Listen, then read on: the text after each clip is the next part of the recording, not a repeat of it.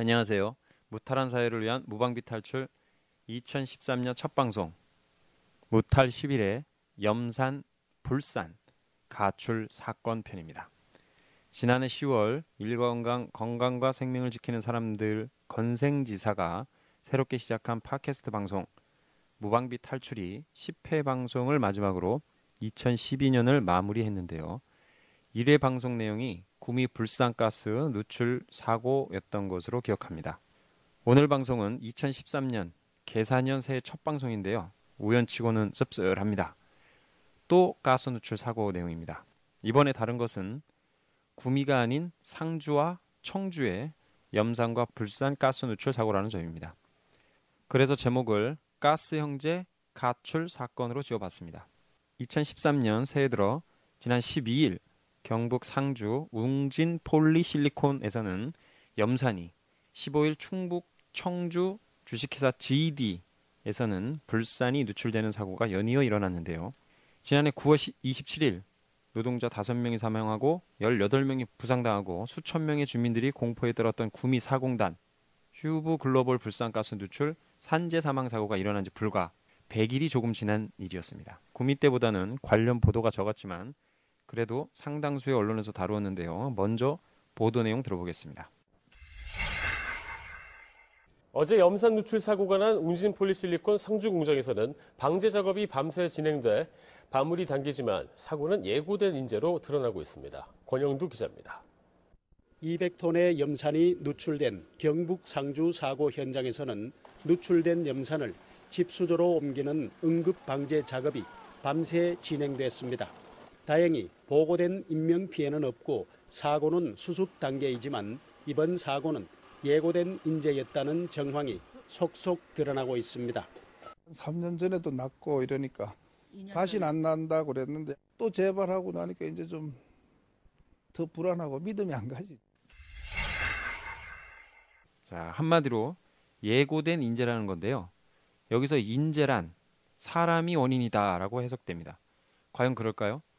상주 웅진 폴리실리콘 염산 누출 사고의 직접적인 원인은 한파로 인한 저장 탱크와 연결된 밸브가 파손되면서 염산이 누출되었다는 건데요. 장기 폐업에 따른 남아있는 유해 물질, 유독성 물질에 대한 관리 대책이 없고 있어도 제대로 지켜지지 않고 있다는 제도적 문제가 더 큰 근본 원인인데도 불구하고 인재라는 표현으로 단순 사람의 부주의로 결론 내고 있는 거죠. 이런 식의 원인 파악으로는 사고의 재발을 막을 수 없다고 많은 전문가들이 계속해서 지적함에도 불구하고 작년 구미불산 누출 사고 때와 똑같은 우를 범하고 있는 것입니다. 때문에 이런 종류의 누출 사고는 계속될 수밖에 없을 것입니다. 상주 염산 가스 누출 사고 관련 김현정의 뉴스쇼라는 데서 자세히 보도한 내용이 있는데요. 한번 들어보시겠습니다.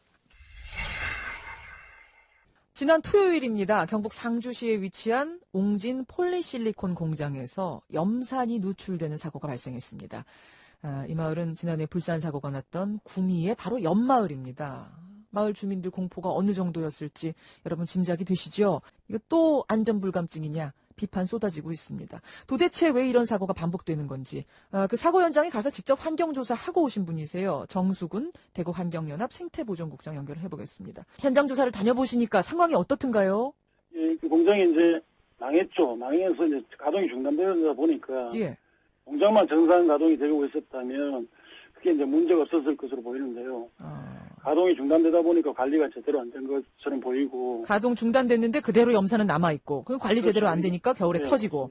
네, 그렇죠. 염산이 이제 나와서 저류주에서 이제 눈과 반응하면서 염산 가스로 분출이 됐거든요. 신고를 하지 않은 3시간 동안은 상당량이 분출이 됐을 것으로 보이고, 이것이 이제 분출되면 주부 점막 손상이나 이제 호흡기 질환 같은 것은 예상이 될 수 있죠. 문제시하는 부분은 이 부분입니다. 그러니까 이게 얼마나 지독하냐, 염산이 불산보다 괜찮냐, 안 괜찮냐 이 문제가 아니라 불산가스 누출 사고가 난 지 100일 지나서 기억이 생생한데 어떻게 비슷한 유형의 사고가 또 터졌느냐. 네. 그 당시에 관리 매뉴얼 만들고 정부가 대책 마련한다고 굉장히 여러 가지 뉴스들 터졌었는데 네, 맞습니다. 하나도 제대로 안 된 건가요? 이게 이게 이제 매뉴얼대로라면 이런 사고가 발생하면 당연히 이제 신고를 해야 됩니다. 그 불산 사고의 경험으로 빼면 당연히 그런 매뉴얼을 하여서 바로 신고를 들어가야 됩니다. 그렇죠. 신고를 하지 않은 게 진짜 잘못이고, 예. 그다음에 당연히 이제 이런 문제가 생기면 주민 대피령이 내려져야 됩니다. 대피령이 내려져야 되는데. 그렇죠. 대피하지 않고 그냥 머물겠다는 거죠. 그것도 사실 문제인 것으로 보이고. 네. 그 지자체에서 집안에만 문 단속하고 잘 있어라 해서 아무도 대피하지 않았답니다. 근데 이 부분도 문제라고 보시는 거예요? 문제죠. 이게 아무 문제가 없다고 반영이 났으면 모르는데 예. 2년 동안 조사기간이었잖아요. 예. 그런데도 그대로 이제 머물러 있다는 것은 만약에 문제가 생겼었으면 어떻게 했냐는 거죠. 아, 이게 더 지독한 물질이었으면 혹은 더 많이 그렇죠. 확산됐었으면 어떻게 할 뻔했느냐? 구미불산도 마찬가지였습니다. 구미불산도 그때 이제 주민들은 알아서 대피를 했는데 예. 구미시에서 괜찮다고 다시 주민들 들여보내는 게 문제였거든요. 그랬었어요. 맞아요. 괜찮다고 그런 집안에 경우는 있어라. 생각을 해야 되는 얘기입니다. 그렇군요. 또 그 당시에 떠들썩하게 한바탕 하고 그냥 지나가고 흐지부지 된 게 아닌가 이게 걱정이 돼요. 또 한 가지는 이게 가동을 멈춘 공장이었습니다. 멈춘 공장인데 탱크 안에 위험 물질이 그대로 들어 있었어요. 예, 그렇죠. 이런 공장들이 전국에 또 있는 건 아닌가 저는 그 걱정도 들더라고요. 예, 맞습니다. 이게 제가 알기로도 뭐 공장이 문을 닫은 공장은 수탁이 있는 걸로 알고 있고요. 그런 부분에 대해서 제대로 관리 감독이 되고 있는지 그게 상당히 의문스럽죠. 그러게요. 우리가 공단이나 공장들이 굉장히 많지 않습니까? 예, 예. 특히 또 이게 도시 외곽 지역이 많은데 예. 만약 이런 사고가 대도시 인근에서 터졌다면 이렇게 관리가 되고 있을까? 그러니까요. 이걸 한번 생각을 해봐야 되는 그렇죠. 겁니다. 이런 여러 문제점들이 해결되지 않고 있는 현실이 안타까울 따름인데요. 상주 염산 누출 사고가 있은 지 불과 3일 뒤인 지난 15일 이번엔 불산 누출 사고가 또 일어났습니다. 청주 소재의 주식회사 GD 불산 저장 탱크에 올라가 불산 저장량 계측 센서 등을 살피던 작업자가 특수 플라스틱 배관 PVC라고 그러죠. 이 배관으로 떨어지면서 그 충격으로 인해서 불산 저장 탱크와 연결된 배관을 잇는 이음새 부분이 터져서 불산이 누출된 것인데요. 이와 관련 방송 보도 내용은 안타깝게도 없었습니다. 몇 개의 신문 기사가 전부였는데요. 여전히 사고의 원인은 작업자의 실수로 인한 가스 누출로 보도되었습니다. 한 신문의 보도 내용을 읽어드리면요. 이번에도 안전불감증이 사고를 불렀다는 의혹을 낳고 있다. 탱크 안 불산을 작업장으로 옮기는 플라스틱 배관을 보호하는 철제 안전 덮개 등 보호 설비가 갖춰져 있지 않은 데다 불산 저장 탱크를 살피는 데 쓴 사다리는 1m 남짓했다. 안석영 도 환경정책과장은 배관 보호 덮개가 없고 작업자도 사다리를 쓰지 않는 등 안전수칙을 제대로 지키지 않은 부분에 주목하고 있다. 청주시와 공동조사를 한 뒤 안전조치에 미흡한 부분이 드러나면 영업정지 등 행정처분하고 행정고발을 할 방침이라고 밝혔다고 보도되었는데요. 사고업체인 GD 사업장은 지난해 8월에도 불산 누출 사고가 있었던 것으로 의심이 되는 사업장이었습니다. 지난해 구미 휴브 글로벌 사업장과 똑같은 경우인데요. 유사 사고도 있었고 충분히 예상되는 사고를 예방할 수 있는 업체나 지자체, 정부의 관리가 없었던 것이 주요 원인인 것 같습니다. 이번 사고 같은 경우 다행인 것은 유출된 불산이 구미와는 달리 희석된 불산이 8% 정도 포함된 것으로 구미 때의 100%에 비해서는 현저히 떨어져서 대형 사고를 피해갈 수 있었다는 것입니다. 만약 100%의 불산이었다면 아찔합니다. 총체적으로 보면 허술한 관리체계, 낮은 안전보건의식, 미숙한 대응체계까지 이런 사고가 언제든지 또 일어날 수 있다는 게 지금 우리나라의 더 심각한 문제인 것이죠.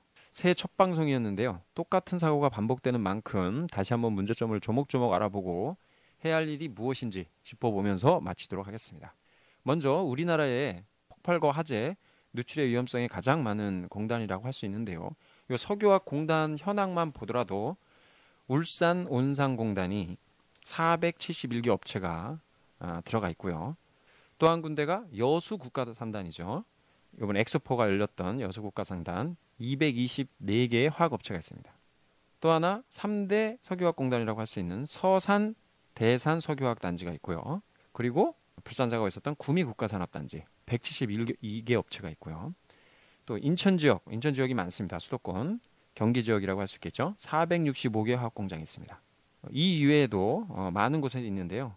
그만큼 우리나라의 석유화공단, 화학물질을 취급하는 공단이 많이 있다는 거고요. 화학물질 배출량 조사를 매년 국립환경연구원에서 하는데 연 10톤 이상을 취급하는, 그리고 조합원수 300인 이상인 업체만을 대상으로 이 조사를 합니다. 그러니까 10톤 이상 취급하지 않고 30인 미만인 사업장은 대상에도 없다는 거죠. 조사도 안 돼 있다는 거예요. 미국은 예를 들면 연간 45kg 이상만 사용되는 사업장도 전체 조사 사업 대상이 된다고 합니다. 불산을 취급하는 사업장의 경우 연간 10톤 이상 사용하는 사업장이 전국적으로 70개소가 있다고 합니다. 그러니까 10톤 이하면 훨씬 더 많겠죠. 이처럼 우리나라에 화학물질을 다루는 사업장, 공단이 많이 있다는 거고요. 이렇게 많은데도 불구하고 사고는 계속 이어지고 있는데 계속 반복될 수밖에 없는 문제점. 그 첫 번째는 더불어 건강하고 안전한 세상을 위해 노동자 건강과 생명이 존중받는 사회, 국민 건강권이 보장되는 세상을 만드는 주인공은 바로 당신입니다. 일과 건강이 함께합니다. 검색창에 일과 건강을 쳐보세요. 책임 떠넘기기 체계가 있다는 겁니다. 이 얘기는 뭐냐면 관리 체계가 다 틀려요. 유독물 및 사고 대비 물질 634종이라고 4종 정도 되는데 이건 환경부에서 합니다. 에너지 및 고압가스 50여 종 되는데 이건 지식경제부. 그 위험물 한 3천여 종, 이건 행정안전부, 소방방재청이라고 할 수 있겠죠. 그 다음에 유해 위험 물질 700여 종, 뭐 중대산업사고 이런 거는 고용노동부에서 취급을 하고 있습니다.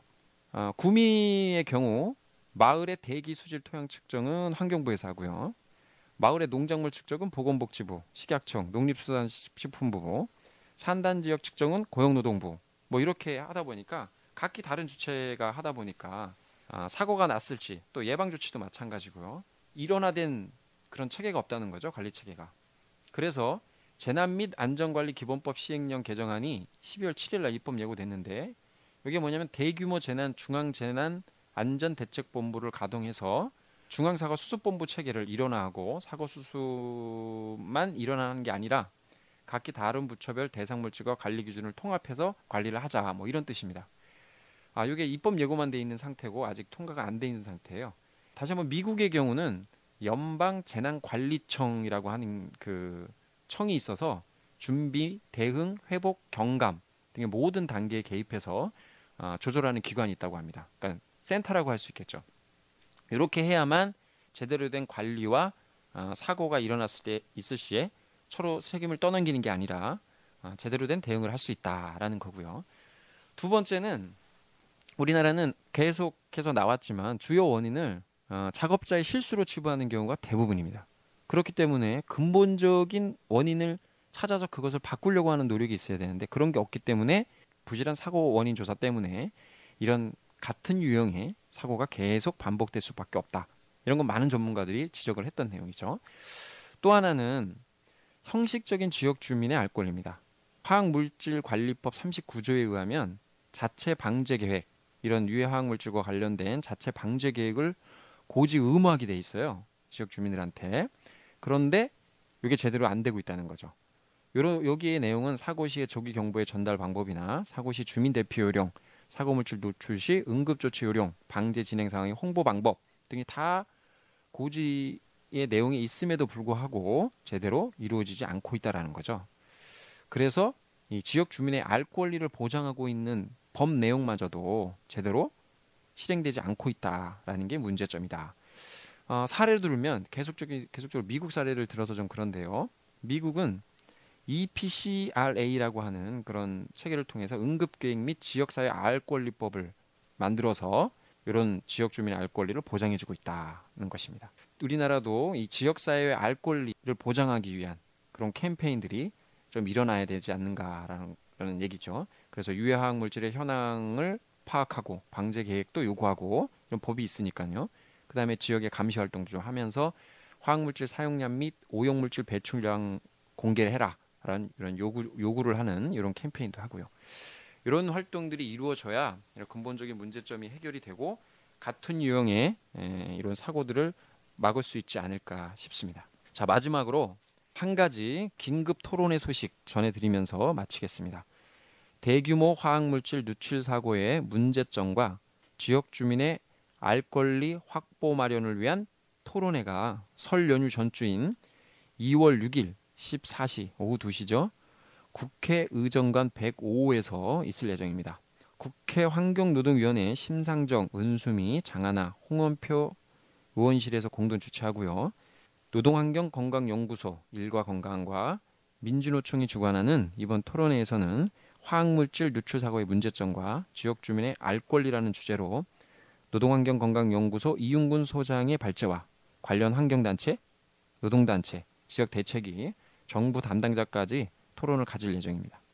특히 집 담장 밖에 있는 공장에서 어떤 유해 물질을 취급하고 그 물질이 얼마나 위험한지, 그리고 사고가 발생할 때 어떻게 대처해야 하는지 등의 주민 알 권리가 최근 매우 중요한 문제로 대두되고 있는데요. 그 대안을 찾아보고 구체적인 실천 전략을 함께 고민하는 자리가 될 것으로 기대됩니다.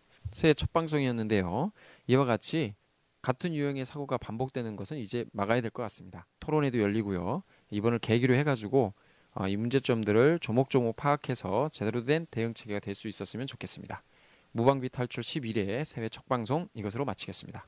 다음 시간에 뵙겠습니다.